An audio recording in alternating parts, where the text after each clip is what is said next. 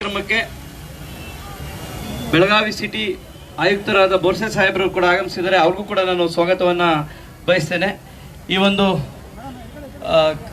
ಕಾರ್ಯಕ್ರಮಕ್ಕೆ ಮಾನ್ಯ SP sir Rajaram sir ಕೂಡ ಈ ಒಂದು ಕಾರ್ಯಕ್ರಮಕ್ಕೆ ಆಗಮಿಸಿದ್ದಾರೆ. ಅವ್ರಿಗೂ ಕೂಡ ನಾನು ಸ್ವಾಗತವನ್ನ ಕೋರ್ತೇನೆ. ಹಾಗೂ ಈ ಒಂದು ಕಾರ್ಯಕ್ರಮಕ್ಕೆ ಅಕ್ಕಪಡೆಯ ಟೀಮ್ ಲೀಡರ್ ಅಂತೆ ತಪ್ಪಾಗಲಾರದು ಶೈನಿ ಮೇಡಮ್ ಅವರು ಕೂಡ ಇವತ್ತು ಈ ಒಂದು ಏನು ಡೆಮಾನ್ಸ್ಟ್ರೇಷನ್ ನಡೀತಾ ಇದೆ ಅದಕ್ಕೆಲ್ಲ ಕಾರಣೀಭೂತರವರು, ಅವ್ರಿಗೂ ಕೂಡ ಒಂದು ಕಾರ್ಯಕ್ರಮಕ್ಕೆ ನಾನು ಸ್ವಾಗತವನ್ನು ಕೋರ್ತೇನೆ. ಹಾಗೂ ಯೋಜನಾ ನಿರ್ದೇಶಕರಾದ ರವಿ ಬಂಗಾರಪ್ಪ ಸರ್ ಅವರು ಕೂಡ ಈ ಒಂದು ಕಾರ್ಯಕ್ರಮಕ್ಕೆ ಆಗಮಿಸಿದ್ದಾರೆ. ಅವ್ರಿಗೂ ಕೂಡ ನಾನು ಸ್ವಾಗತವನ್ನು ಬಯಸ್ತೇನೆ. ಈ ಒಂದು ಕಾರ್ಯಕ್ರಮಕ್ಕೆ ಸಹಕರಿಸಿದಂತಹ ಪೊಲೀಸ್ ಇಲಾಖೆ ಹಾಗೂ ಶಿಕ್ಷಣ ಇಲಾಖೆ ಹಾಗೂ ಇಲ್ಲಿ ಆಗಮಿಸಿರುವಂತಹ ಎಲ್ಲ ಬಂಧುಗಳಿಗೆ ಮತ್ತು ಜನತೆಗೆ ನಾನು ಈ ಒಂದು ಕಾರ್ಯಕ್ರಮಕ್ಕೆ ಹಾಗೂ ಪತ್ರಿಕಾ ಮಾಧ್ಯಮ ಮಿತ್ರರು ಕೂಡ ಈ ಒಂದು ಕಾರ್ಯಕ್ರಮಕ್ಕೆ ಆಗಮಿಸಿದ್ದಾರೆ.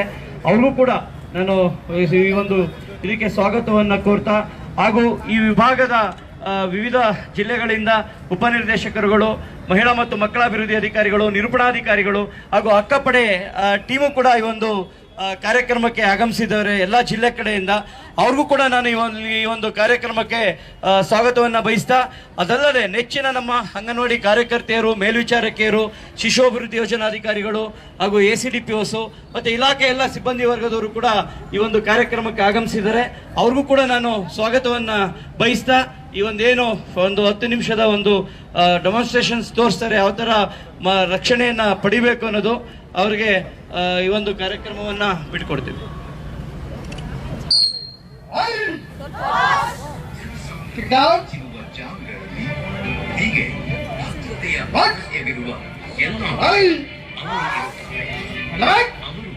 ಸಹೋದರಿ ರಕ್ಷಾ ಕವಚ, ನಿರ್ಭೀತಿಯ ಸಿಂಚನ, ಪ್ರತಿ ಕರೆಗೂ ಸಹಾಯದ ಅವರು ಸ್ಪಂದಿಸುತ್ತಾರೆ.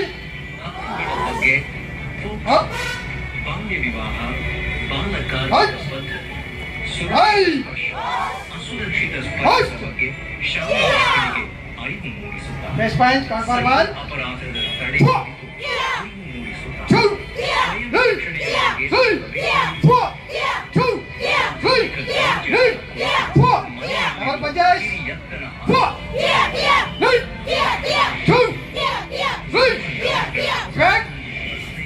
Right side elbow, left hand come forward. 1, 2, 3, 4, 2.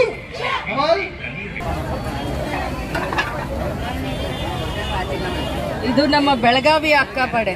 ಇವತ್ತು ಬೀದರ್ ಅಕ್ಕಪಡೆಯನ್ನು ತಾವೆಲ್ಲ ನೋಡಿದ್ದೀರಾ. ತಮಗೂ ಕೂಡ ಒಳ್ಳೆ ಟ್ರೈನಿಂಗ್ ಸಿಗುತ್ತೆ. ನಮ್ಮ ಗೃಹ ಇಲಾಖೆ, ನಮ್ಮ SP ಅವರು, ನಮ್ಮ ಕಮಿಷನರ್ ಅವರು ಒಳ್ಳೆ ಸಪೋರ್ಟ್ ಮಾಡ್ತಾರೆ. ನೀವು ಕೂಡ ಅವ್ರ ರೀತಿ ಆಗಬೇಕು. ಬೆಳಗಾವಿ ಜಿಲ್ಲೆಯ, ಬೆಳಗಾವಿ ಸಿಟಿಯ ಎಲ್ಲ ಹೆಣ್ಮಕ್ಳು ಮತ್ತು ಚಿಕ್ಕ ಹೆಣ್ಣು ಮಕ್ಕಳು ಕೂಡ ಸುರಕ್ಷಿತವಾಗಿಡ್ಲಿಕ್ಕೆ ನೀವು ಇವತ್ತಿನಿಂದ ಸನ್ನದ್ಧರಾಗಬೇಕಾಗ್ತೀರಾ? ಜೋರಾಗಿ ಹೇಳಿ ಎಸ್ ಅಂತ. ಹೌ ಇಸ್ ದ ಜೋಶ್? Hi ma'am, how is the ಜೋಶ್?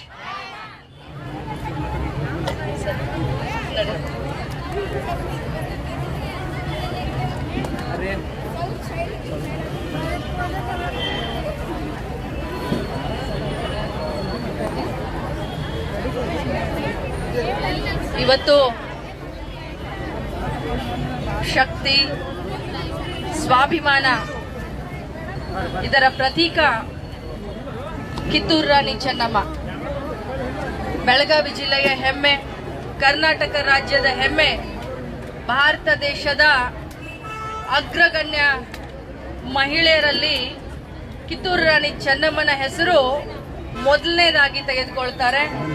ಆ ಹೆಮ್ಮೆಯ ಜಿಲ್ಲೆಯಲ್ಲಿ ಇವತ್ತು ಮಹಿಳಾ ಮತ್ತು ಮಕ್ಕಳ ಕಲ್ಯಾಣ ಇಲಾಖೆ, ಗೃಹ ಇಲಾಖೆಯ ಸಂಯುಕ್ತ ಆಶ್ರಯದಲ್ಲಿ ಅಕ್ಕಪಡೆಗೆ ಇವತ್ತು ವಿದ್ಯುಕ್ತವಾಗಿ ನಾವು ಚಾಲನೆಯನ್ನ ಕೊಟ್ಟಿದ್ದೇವೆ.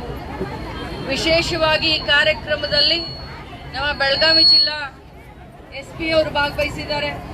ನಮ್ಮ ಬೆಳಗಾವಿ ಕಮಿಷನರೇಟ್ನ ನಮ್ಮ ಕಮಿಷನರ್ ಸಾಹೇಬರಿದ್ದಾರೆ. ನಮ್ಮ ಇಲಾಖೆಯ ಉಪನಿರ್ದೇಶಕರಾದಂಥ ಚೇತನ್ ಅವರು ಮತ್ತು ಈ ಒಂದು ಅಕ್ಕಪಡೆಗೆ ಇಡೀ ರಾಜ್ಯಾದ್ಯಂತ ನಮಗೆ ಅಕ್ಕಾಪಡೆಯ ಕೋಆರ್ಡಿನೇಟರ್ ಆಗಿ ಕೆಲಸ ಮಾಡ್ತಾ ಇರುವಂತ ಬೀದರ್ ಜಿಲ್ಲಾ SP ಅವರ ವೈಫ್ ಕೂಡ ಶ್ರೀಮತಿಯವರಾದಂತ ಶೈನಿ ಅವರು ಕೂಡ ನಮ್ಮ ಜೊತೆ ಇದ್ದಾರೆ. ಇಲಾಖೆಯ ಗೃಹ ಇಲಾಖೆ ಮತ್ತು ಮಹಿಳಾ ಮಕ್ಕಳ ಕಲ್ಯಾಣ ಇಲಾಖೆಯ ಎಲ್ಲ ನಮ್ಮ ಸಿಬ್ಬಂದಿಗಳೇ, ಮಾಧ್ಯಮದ ಎಲ್ಲ ಸಹೋದರ ಸಹೋದರಿಯರೇ ಮತ್ತು ಮಕ್ಕಳು ಕೂಡ ಇಲ್ಲಿ ಬಂದಿದ್ದಾರೆ. ಮೊದಲನೇದಾಗಿ ಬೀದರ್ ಜಿಲ್ಲೆಯಿಂದ ಬಂದಂತ ಎಲ್ಲ ನನ್ನ ಅಕ್ಕಪಡೆಯ ಅಕ್ಕ ತಂಗಿಯರಿಗೆ ನಾನು ಅಭಿನಂದಿಸಲಿಕ್ಕೆ ಬಯಸ್ತೇನೆ. ತಮ್ಮ ಧೈರ್ಯ, ತಮ್ಮ ಸಾಹಸ, ತಮ್ಮ ಉತ್ಸಾಹ ಇಡೀ ರಾಜ್ಯಕ್ಕೆ ಪ್ರೇರಣೆ ಆಗತ್ತೆ ಅನ್ನೋದನ್ನ ನಾನಿಲ್ಲಿ ಬಹಳಷ್ಟು ಗಟ್ಟಿ ಧ್ವನಿಯಲ್ಲಿ ಹೇಳಲಿಕ್ಕೆ ಬಯಸ್ತೇನೆ. ನಾನು ಮಾಧ್ಯಮದವರ ಮುಖಾಂತರ ನನ್ನ ಬೆಳಗಾವಿ ಜಿಲ್ಲೆಯ ಎಲ್ಲ ಮಹಿಳೆಯರಿಗೆ, ಮಕ್ಕಳಿಗೆ ಒಂದು ಭರವಸೆಯನ್ನ ಕೊಡಲಿಕ್ಕೆ ಬಯಸ್ತೇನೆ. ಇವತ್ತು ಜಿಲ್ಲೆಯಾದ್ಯಂತ ನಮ್ಮ ಮಹಿಳೆಯರು, ಮಕ್ಕಳು ಸುರಕ್ಷಿತವಾಗಿ ಇರಬೇಕು ಅನ್ನುವಂತ ಒಂದೇ ಒಂದು ಕಾರಣದಿಂದ ಮಹಿಳಾ ಮಕ್ಕಳ ಕಲ್ಯಾಣ ಇಲಾಖೆ, ಗೃಹ ಇಲಾಖೆ ಅನೇಕ ಕಾರ್ಯಕ್ರಮಗಳನ್ನ ನಾವು ತೆಗೆದುಕೊಂಡು ಬಂದಿದ್ದೇವೆ. ಅದರಲ್ಲಿ ಮುಂದುವರೆದಂತ ಭಾಗ ಈ ಅಕ್ಕಪಡೆ. ಅಕ್ಕಪಡೆ ಅಂದ್ರೆ ಏನು, ಇದು ಯಾವ ರೀತಿ ಕೆಲಸ ಮಾಡುತ್ತೆ ಅಂತ ಹೇಳಿದ್ರೆ, ಪ್ರತಿಯೊಂದು ಸಾರ್ವಜನಿಕ ಸ್ಥಳಗಳಲ್ಲಿ ನಮ್ಮ ಅಕ್ಕಪಡೆಯ ಏನು ಟ್ರೈನಿಂಗ್ ಹೊಂದಿದಂತ ಸಿಬ್ಬಂದಿಗಳಿದ್ದಾರೆ, ಇವರು ಗಸ್ತು ತಿರುಗ್ತಾರೆ. ಸಾರ್ವಜನಿಕ ಸ್ಥಳ ಅಂತಂತಂದ್ರೆ ಜಾತ್ರೆಗಳಿರಬಹುದು, ಮಾಲ್ ಇರಬಹುದು, ಬಸ್ ಸ್ಟ್ಯಾಂಡ್ ಇರಬಹುದು, ರೈಲ್ವೆ ಸ್ಟೇಷನ್ಗಳಿರಬಹುದು, ಮದುವೆ, ಸುಮಾರು ಈಗ ಮದುವೆ ಆಗ್ತಾ ಇರುತ್ತೆ, ಅಲ್ಲಿ ಹೋಗ್ತಾ ಇರಬಹುದು, ಲೇಡೀಸ್ ಹಾಸ್ಟೆಲ್ಗಳಿರಬಹುದು, ಶಾಲಾ ಕಾಲೇಜುಗಳಿಗೆ ಹೋಗುವುದರ ಮುಖಾಂತರ ಮಹಿಳೆಯರಿಗೆ ಒಂದು ಧೈರ್ಯ, ಒಂದು ಆಸರೆ, ಒಂದು ಶಕ್ತಿಯನ್ನ ತುಂಬುವಂತ ಕೆಲಸ ಅಕ್ಕಪಡೆ ಮಾಡುತ್ತೆ. ಆದ್ರೆ ಅಕ್ಕಪಡೆಯ ಏನೋ ಒಂದು ಉದ್ದೇಶ ಸಫಲ ಆಗಬೇಕು ಅಂತಂದ್ರೆ ಅದು ನಾಗರಿಕ ಸಮಾಜ ಮತ್ತು ಅದರಲ್ಲೂ ನನ್ನ ಮಾಧ್ಯಮದ ಎಲ್ಲ ಸಹೋದರರ ಸಹಕಾರ ಅತ್ಯಂತ ಪ್ರಮುಖ ಪಾತ್ರ ವಹಿಸುತ್ತೆ ಅಂತ ಬಹಳಷ್ಟು ಗಟ್ಟಿ ಧ್ವನಿಯಲ್ಲಿ ಹೇಳಲಿಕ್ಕೆ ಬಯಸ್ತೇನೆ. ಅದು ಹೇಗೆ ಅಂತಂತಂದ್ರೆ, ಬೇರು ಮಟ್ಟದಿಂದ ಬಾಲ್ಯ ವಿವಾಹವನ್ನ ತೆಗೆದು ಹಾಕಬೇಕನ್ನೋದೇ ಅಕ್ಕಪಡೆಯ ಉದ್ದೇಶ. ಬೇರು ಮಟ್ಟದಿಂದ ಬಾಲ್ಯ ಗರ್ಭಿಣಿಯನ್ನ ತಡೆದು ಹಾಕಬೇಕನ್ನೋದೇ ಅಕ್ಕಪಡೆಯ ಉದ್ದೇಶ. ಪೋಕ್ಸೋ ಕೇಸ್ಗಳನ್ನ ಬೇರು ಮಟ್ಟದಲ್ಲಿ ತಡಿಬೇಕು ಅನ್ನೋದೇ ಅಕ್ಕಪಡೆಯ ಉದ್ದೇಶ. ಪ್ರತಿಯೊಂದು ಮಹಿಳೆ ಓಡಾಡ್ತಿರ್ಬೇಕಾದ್ರೆ ನಿರ್ಭಯೆಯಿಂದ, ನಿರ್ಭೀತಿಯಿಂದ ಅವಳು ತಲೆ ಎತ್ತಿ ಸುತ್ತಾಕ್ಬೇಕನ್ನೋದೇ ಅಕ್ಕಪಡೆಯ ಒಂದು ಭರವಸೆ. ಈ ಅಕ್ಕಪಡೆ ಬರೀ ಅಕ್ಕ ಅಷ್ಟೇ ಅಲ್ಲ, ನಿಮಗೆ ಒಂದು ಆಸರೆ, ನಿಮಗೆ ಒಂದು ಶಕ್ತಿ, ನಿಮಗೊಂದು ಸ್ವಾಭಿಮಾನ ಅಂತ ಬೆಳಗಾವಿ ಜಿಲ್ಲೆಯ ಪ್ರತಿಯೊಬ್ಬ ಹೆಣ್ಮಕ್ಳಿಗೆ ಹೇಳಲಿಕ್ಕೆ ನಾನು ಬಯಸ್ತೇನೆ. ಆದ್ರೆ ಸಮಾಜದಲ್ಲಿ ತಾವೆಲ್ಲರೂ ಕೂಡ ನ್ಯಾಯಯುತವಾಗಿ ನಡೆದುಕೊಳ್ಬೇಕು ಅಂತ ಹೇಳಿದ್ರೆ ತಮ್ಮ ಸಹಕಾರ ಕೂಡ, ಯಾಕಂತಂದ್ರೆ ನಾವೆಲ್ಲರೂ ಜವಾಬ್ದಾರಿಯುತ ಇದ್ದಂತ ನಾಗರಿಕರು. ನಮ್ಮ ಸಂಸ್ಕೃತಿಯನ್ನ ಉಳಿಸಬೇಕು, ಹೆಣ್ಣು ಮಕ್ಕಳನ್ನ ಸುರಕ್ಷತೆಯಾಗಿ ಇಡಬೇಕು ಅನ್ನೋದಕ್ಕೆ ತಮ್ಮ ಸಹಕಾರ ಕೂಡ ಬಹಳಷ್ಟು ಅವಶ್ಯಕತೆ ಇದೆ ಅನ್ನುವಂತ ಮಾತನ್ನ ಹೇಳ್ತಾ, ಈ ಅಕ್ಕಪಡೆಯನ್ನ ಯಾವ ರೀತಿ ಸಂಪರ್ಕ ಮಾಡಬೇಕು ಅಂತ ಹೇಳಿದ್ರೆ, ಸುಮಾರು 3 ರಿಂದ 4 ಹೆಲ್ಪ್ ಲೈನ್ ಗಳನ್ನ ಕೊಡ್ತಾ ಇದ್ದೇವೆ. 181 ಹೆಲ್ಪ್ ಲೈನ್ ಇದೆ, ಚೈಲ್ಡ್ ಹೆಲ್ಪ್ ಲೈನ್ ಆದಂತ 1098 ಅಂದ್ರೆ 1098 ಇದೆ. ಅದರಲ್ಲೂ ನಮ್ಮ ಪೊಲೀಸ್ ಕಮಿಷನರ್ ಅವರು ಹೊಸದಾಗಿ ಈ ಒಂದು ಆಪ್ ಅನ್ನ ಕೂಡ ಮಾಡಿದ್ದಾರೆ. ಅದಕ್ಕೂ ಕೂಡ ಅಕ್ಕ ಆಪ್ ಅಂತ ನಾವು ಹೆಸರಿಟ್ಟಿದ್ದೇವೆ. ಅನೇಕ ಈ ರೀತಿಯ ಮಾಡರ್ನೈಸ್ ಟೆಕ್ನಾಲಜಿಯನ್ನ ಉಪಯೋಗ ಮಾಡಿಕೊಂಡು ನಾವು ಎಲ್ಲ ಹೆಲ್ಪ್ ಲೈನ್ಗಳನ್ನ ಡಿಸ್ಪ್ಲೇ ಮಾಡ್ತೀವಿ. ಪ್ರತಿಯೊಂದು ಸರ್ಕಲ್ ನಲ್ಲಿ ಸ್ಕ್ರೀನ್ ಮೇಲೆ ಡಿಸ್ಪ್ಲೇ ಮಾಡ್ತೀವಿ. ಪ್ರತಿಯೊಂದು ಸಾರ್ವಜನಿಕ ಸ್ಥಳಗಳಲ್ಲಿ ಪೋಸ್ಟರ್ ಅಂಟಿಸೋದ್ರ ಮುಖಾಂತರ ನಾವು ಅದನ್ನ ಪ್ಲೇ ಮಾಡ್ತೀವಿ. ಪ್ರತಿಯೊಂದು ಶಾಲೆ, ಕಾಲೇಜು ಅಲ್ಲೂ ಕೂಡ ನಾವು ಈ ಹೆಲ್ಪ್ ಲೈನ್ ನ ಬರೀ ಬೋರ್ಡ್ ಮೇಲೆ ಅಷ್ಟೇ ಹಚ್ಚಿದೆ, ಪ್ರತಿಯೊಂದು ಕಾಂಪೌಂಡ್ ವಾಲ್ಗಳಿಗೆ ಹಚ್ಚಲಿಕ್ಕೂ ಕೂಡ ಪ್ರಯತ್ನ ಮಾಡ್ತೀವಿ.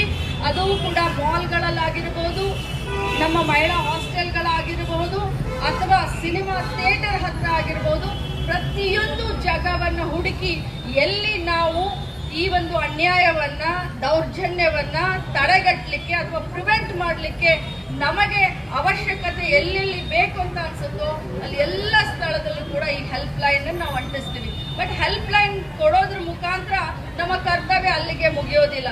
ಆ ಹೆಲ್ಪ್ ಲೈನ್ ಬಳಕೆ ಕೂಡ ಮಕ್ಕಳು ಇವತ್ತು ಮಾಡ್ಬೇಕು. ಹೆಣ್ಮಕ್ಳು ಇವತ್ತು ಆ ಹೆಲ್ಪ್ ಲೈನ್ ಬಳಕೆ ಮಾಡ್ಬೇಕು. ಒಂದೊಂದು ಮನೆಯಲ್ಲಿ ಹೆಣ್ಮಕ್ಳ ಮೇಲೆ ಲೈಂಗಿಕ ದೌರ್ಜನ್ಯ ಆಗುತ್ತೆ, ಅನೇಕ ರೀತಿಯಾದಂತಹ ದೌರ್ಜನ್ಯಗಳಾಗ್ತಾ ಇದೆ. ಈ ಇಲ್ಲಿ ಇಷ್ಟೊಂದು ನನ್ನ ಸಂಖ್ಯೆಯಲ್ಲಿ ನನ್ನ ಮಹಿಳೆಯರು ಇಲ್ಲಿ ಸೇರಿದ್ದೀರಾ. ನಿಮ್ಮ ಸ್ವಂತ ಮನೆಯಲ್ಲಿನೇ ಏನೋ ದೌರ್ಜನ್ಯ ತಮ್ಮ ಮೇಲೆ ಮಾನಸಿಕವಾಗಿರಬಹುದು, ಫಿಸಿಕಲಿ ಆಗಿರ್ಬೋದು, ಲೈಂಗಿಕವಾಗಿರ್ಬೋದು. ಆದ್ರೆ ತಮಗೆ ಅದನ್ನ ಬೇರೆಯವ್ರ ಹತ್ರ ಹೇಳಲಿಕ್ಕೆ ಮುಜುಗರ ಆಗ್ತಾ ಇರುತ್ತೆ. ಅದನ್ನ ಮನೆಯವರ ಗಂಡನ ಹತ್ರ ಹೇಳಲಿಕ್ಕೆ ಮುಜುಗರ ಆಗಿರುತ್ತೆ. ಪೊಲೀಸ್ ಸ್ಟೇಷನ್ಗೆ ಹೋಗ್ಲಿಕ್ಕೆ ಧೈರ್ಯ ಇರೋದಿಲ್ಲ, ಯಾಕಂದ್ರೆ ಮರ್ಯಾದೆ ಪ್ರಶ್ನೆ. ಅಂತ ಒಂದು ಸಂದರ್ಭದಲ್ಲಿ ನಿಮ್ಮ ಸಹಾಯಕ್ಕೆ ನಿಮಗೆ ಆಸರೆಯಾಗಿ ಅಕ್ಕಪಡೆ ನಿಲ್ಲಲಿದೆ. ನಿಮ್ಮ ಹೆಸರನ್ನ ಗೌಪ್ಯವಾಗಿಡ್ತೀವಿ ಮತ್ತು ನಿಮಗೆ ನ್ಯಾಯವನ್ನ ಒದಗಿಸಿಕೊಡ್ಲಿಕ್ಕೆ ಮಹಿಳಾ ಮಕ್ಕಳ ಕಲ್ಯಾಣ ಇಲಾಖೆ ಜೊತೆಯಲ್ಲಿ ಗೃಹ ಇಲಾಖೆ ಕೂಡ ಕೈ ಜೋಡಿಸುತ್ತೆ. ಆದ್ದರಿಂದ 21ನೇ ಶತಮಾನದ ಮಹಿಳೆಯರು ಬಹಳಷ್ಟು ಸ್ವಾಭಿಮಾನದಿಂದ ಧೈರ್ಯದಿಂದ ಬದುಕನ. ಅಕ್ಕಪಡೆಗೆ ಇನ್ನೊಂದು ಮಂತ್ರ ನಾನು ಹೇಳ್ತೀನಿ, ಅದೇನಪ್ಪ ಅಂತಂದ್ರೆ ಧೈರ್ಯ ಸರ್ವತ್ರ ಸಾಧನ.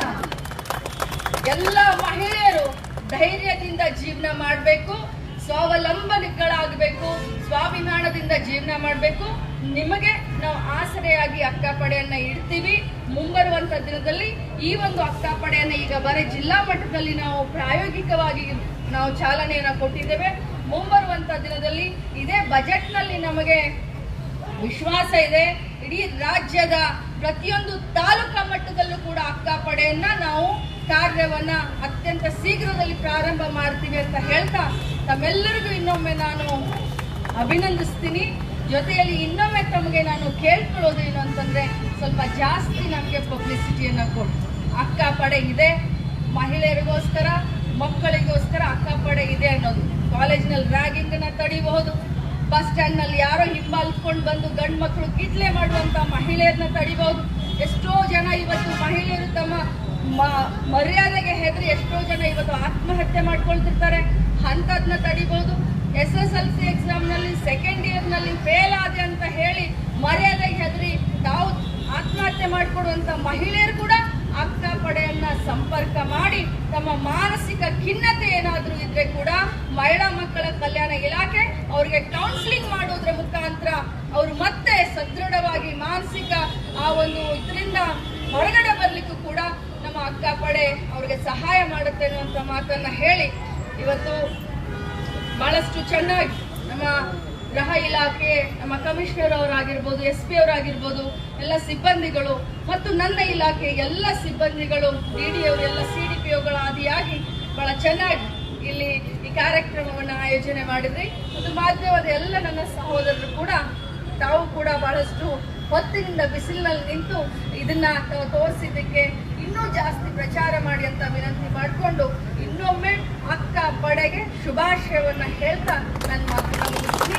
ಬೀದರ್ ಜಿಲ್ಲೆ ಎಲ್ಲ ನನ್ನ ಅಕ್ಕ ತಂಗಿಯರಿಗೆ ಇನ್ನೊಮ್ಮೆ ಧನ್ಯವಾದ.